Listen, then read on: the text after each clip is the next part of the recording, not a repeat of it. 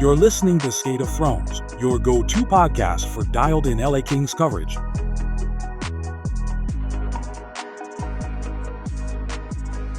Welcome back to Skate of Thrones, the podcast that talks about all things LA Kings. As always, I'm your host, Casey Kasliner, as the Kings win Game 2 over the Edmonton Oilers, taking care of business once again at Crypto.com Arena, and importantly, taking a commanding 2-0 series lead over Edmonton. LA has 12 goals in the first two games. It's looking pretty favorable for the Kings. Of course, the series now shifts to Edmonton, but there's a lot to be excited about if you're the Kings. Still a lot to go. They have to stay grounded, and they talked about that in the press conference, Warren Fogle specifically. But the Kings can feel good that they took care of business at home, and I think they have to, for sure, point to the fans who came out once again in Game 2, and I was present there at the arena, and the fans really brought the energy. We saw that in Game 1, and we know how important home ice can be in the playoffs, and just in hockey in general. The Kings have had such a good home ice presence this season, and so, yeah, I mean, the big thing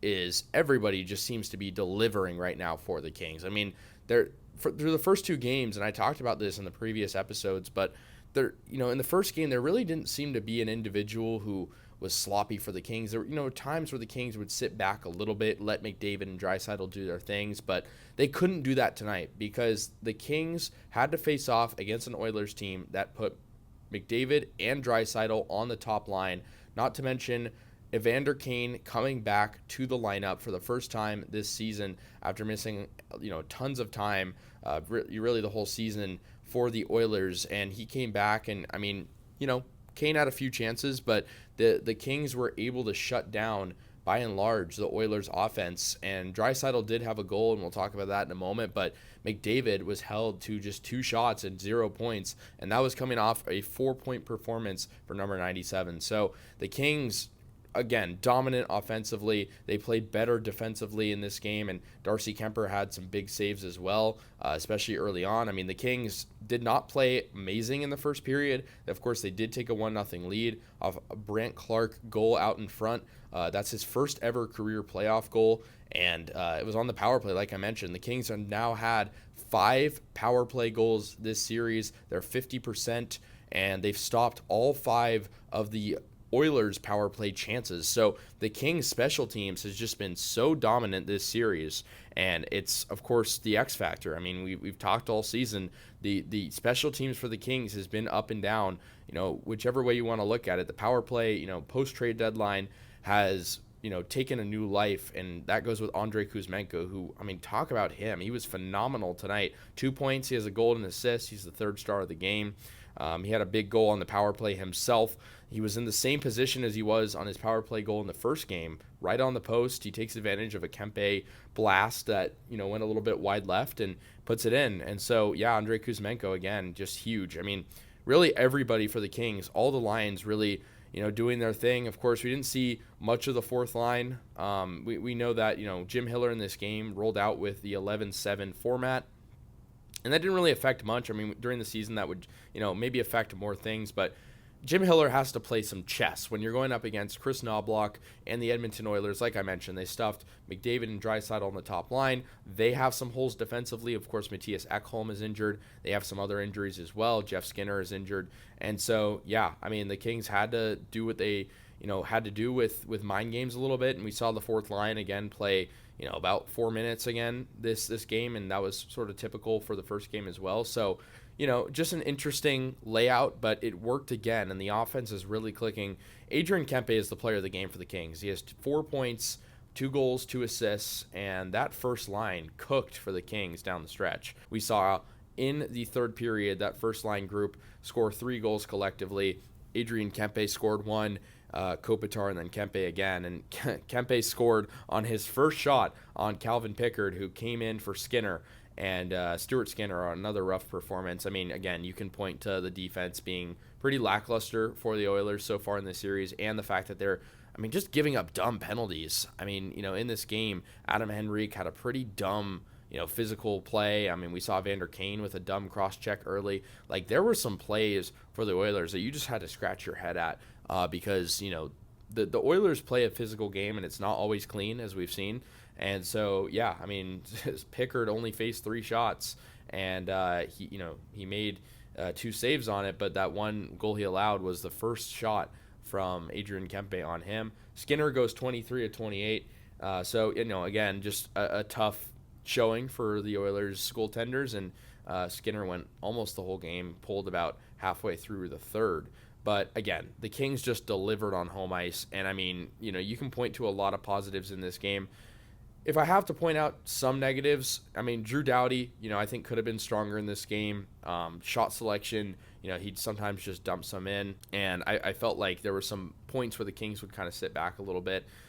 But the Kings really, with this new kind of power play configuration, I mean, I call it new, but it's kind of been in and out of the works this season with the 5 forwards. Doughty's the guy who's been a staple in the top power play for really, his whole career. And Jim Hiller talked about it in the press conference. He said, as much as they'd like to have Doughty on the top power play unit, they want to not break up what they've had going. And I mean, I don't blame them at all. The power play since the trade deadline has been very good. It's, of course, been very good this series. I mean, 5 power play goals. Who would have expected that for the Kings through the first 2 games? I mean, talk about Adrian Kempe, 7 points through the first 2 games. Just so much delivery from the offense. But yeah, I think Doughty could be stronger. I mean, he's slowing down naturally. He's aging. His, injuries have been there.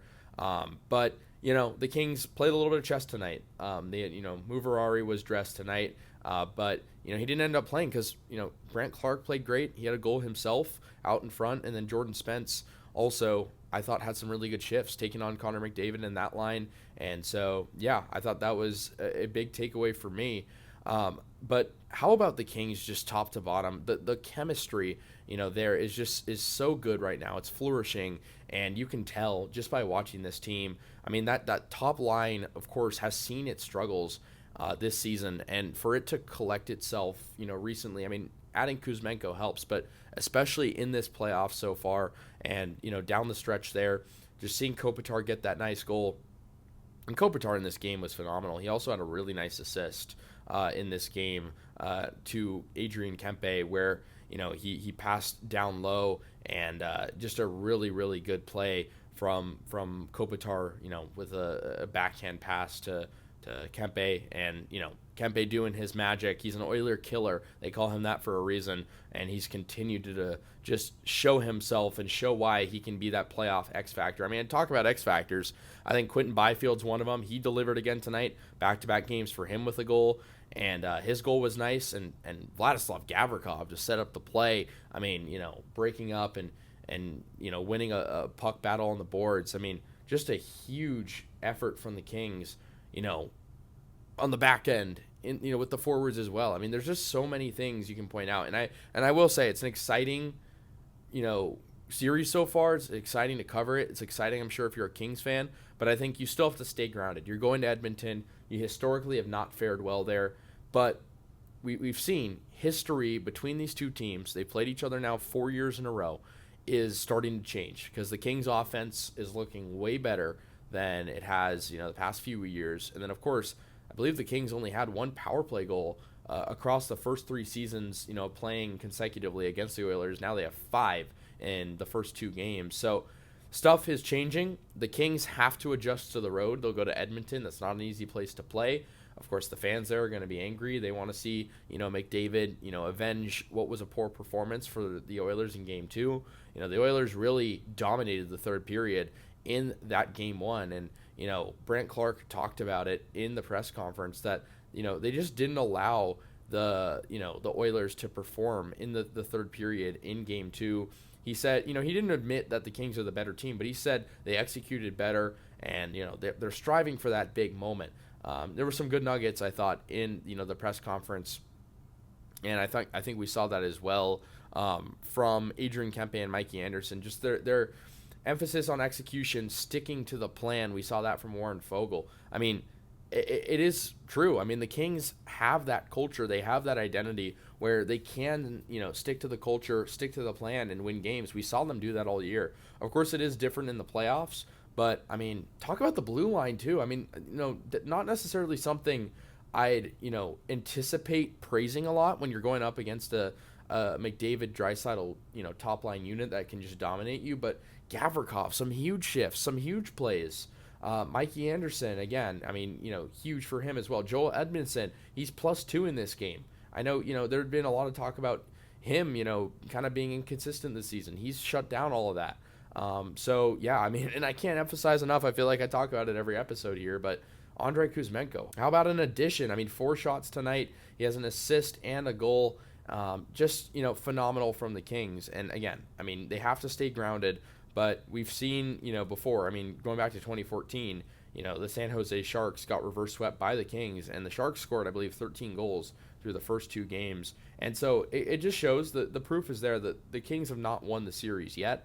It's the Oilers. They've beaten the Kings before, but it's looking good. And I think, the fact that it's clicking on all facets. How about, Brandt Clarke? He hadn't scored a goal since March. I know, we're only in April, but, he's not been the biggest goal scorer this year. He gets one on the power play for the Kings, and it's all clicking. It just feels like it's different right now for the Kings. I can't really explain it.